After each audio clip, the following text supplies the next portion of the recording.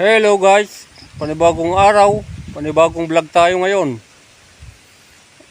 Okay, sana ay nasa mabuti tayong kalagayan lahat. Napakasimple lang ang ating gagawin ngayon. Pipitas tayo ng pinya at gagawa tayo ng palaman. Yung pickles sa English. So kasi guys, dito lang yun, may tanim tayong pinya. Dito sa Welcome to my bahay channel. namin, may mga tanim din kaming pinya. So, dun sila. Ang pinya kasi, isang taon yan. Mga isang taon yan. Kung tatanim mo, isang taon bago mamunga. Yun, medyo matagal. Kaso, kagandahan yan, may ano yan, matibay sa init, saka kahit taglamig, matibay yan guys. So maganda yan. Maganda yung magtanim-tanim ka lang para may hinihintay tayo na pitasin para mapakinabangan natin. Okay. So dyan banda, mga halaman yan, mga halaman natin yan. Ito. Pero nagtanim kasi ako ng ano dito, pinya. Para ay paano may pitas kasi yung halaman mapapakinabangan yan pagka binibenta naman yung halaman. So mapapakinabangan din. Kaso mas maganda to dahil ito nakakain na to. So ayan sila. Ayan o. Mga isang taon na yan guys. So ito namunga na sila. Ayan. Ito. Diyan kasi kalsada yan. Highway yan. Saka may mga ano pa tayo. Langka. So ang langka naman dito guys, maano rin, maganda rin bumunga mga ito. Marami rin pag bumunga to. So ayan sila oh. Ayan. Mga langka. Ayun. So parang tingin ko may hinog na dito. Ay, hindi pa, matigas pa. So yung mga iba guys, mga pinya natin ito, tinaniman ko yan ng ano yan noon, pinya. Ayan. Yan yung mga nauna noon. So pumitas sila kanina na gagawin nilang ano daw yata, yung pineapple, yung minatamis. So panurin natin guys kung paano nila gagawin yun. Oh, so may isa ba dito malaki oh. Hindi siguro na nila nakita. So ito pinitas na kasi nila yung mga iba. So itong mga ito guys, ito itatanim din yan, itatanim natin ulit yan. Mga corona, tatanim ulit natin yan para sa sunod, dadami na naman. Ayan, napitasan nila yan, nandun na. So ito, kung makikita nyo, ayan, yelo na siya, kaya kunin na natin, pwede na to. Okay, oh yan.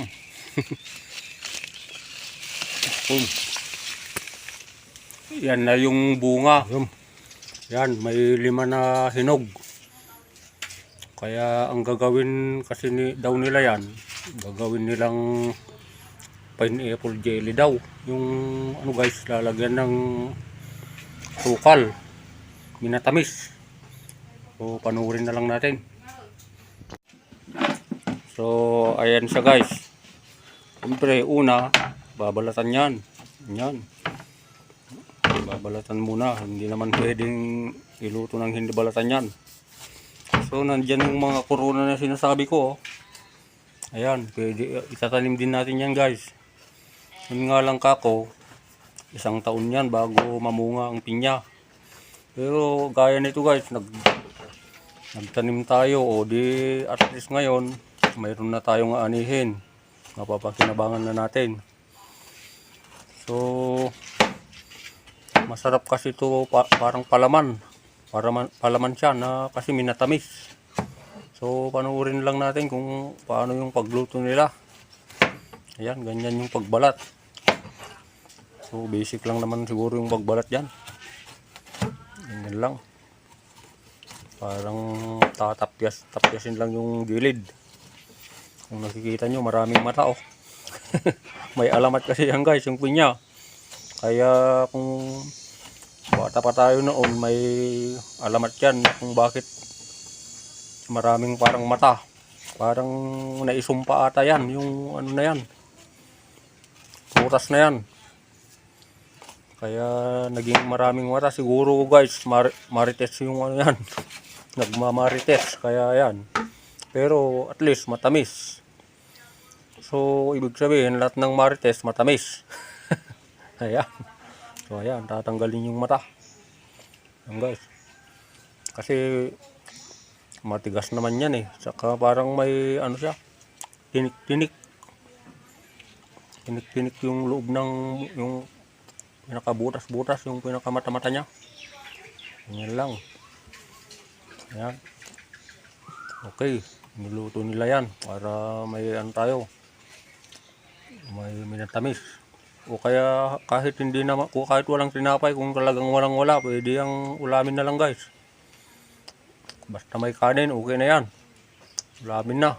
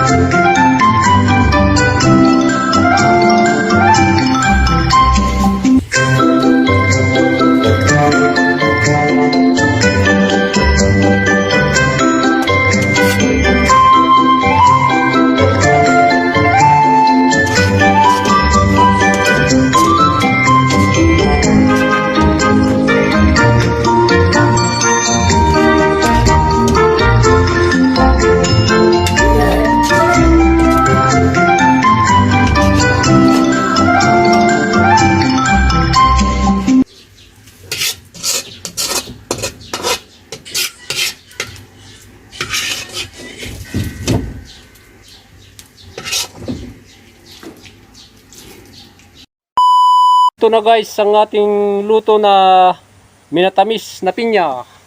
Ito. Yan. So, ito tuyo na. Matamis ito guys. Yun. Kung nakikita nyo, ito, malagkit talaga siya. Ayan. Oh. Ayan. Oh, yun. Ayun. So, ganun lang kasimple guys ang paggawa ng pinya na pickles. Pickles ata sa English ito. So may palaman na tayo. At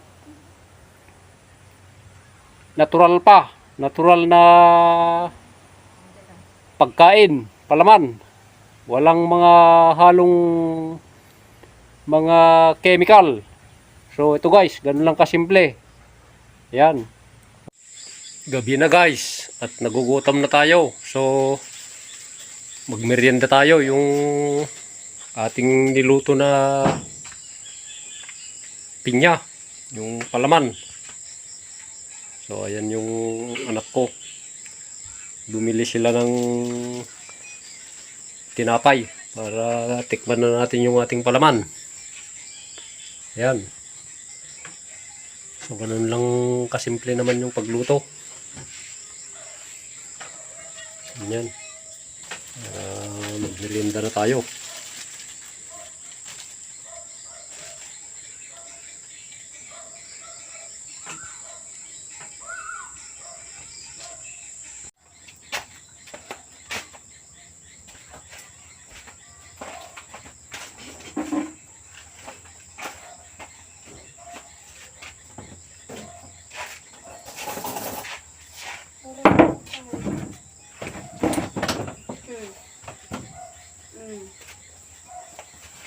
So ito na yung ano, yung tinapay. So titikman natin. Yan, parang tinapay ito na buns ang tawag dito. Ito.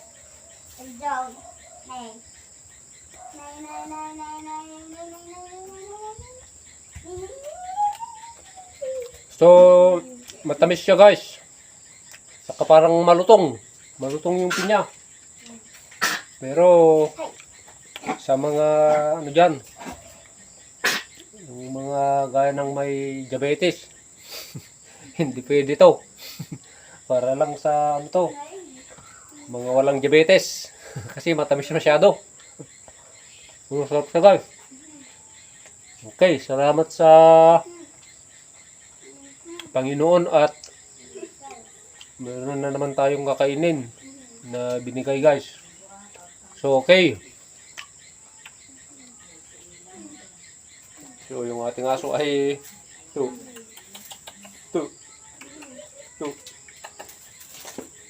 Yay, dito kayo likod ka manay.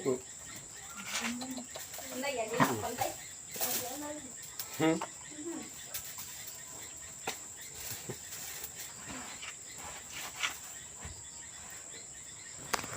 So humihingi yung mga aso guys. Ito.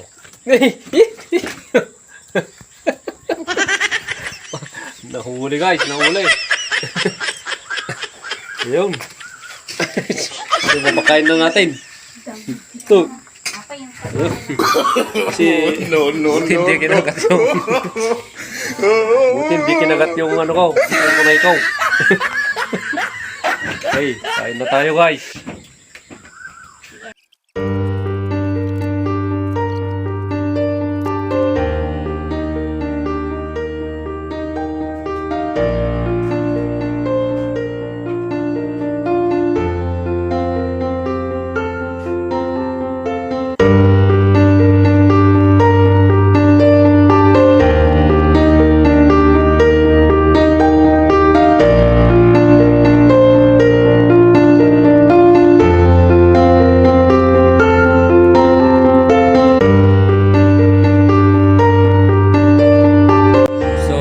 Guys ang ating video, huwag kalimutang mag-likes, comments, share na rin guys, at higit sa lahat subscribe na para updated kayo sa mga susunod pa nating video.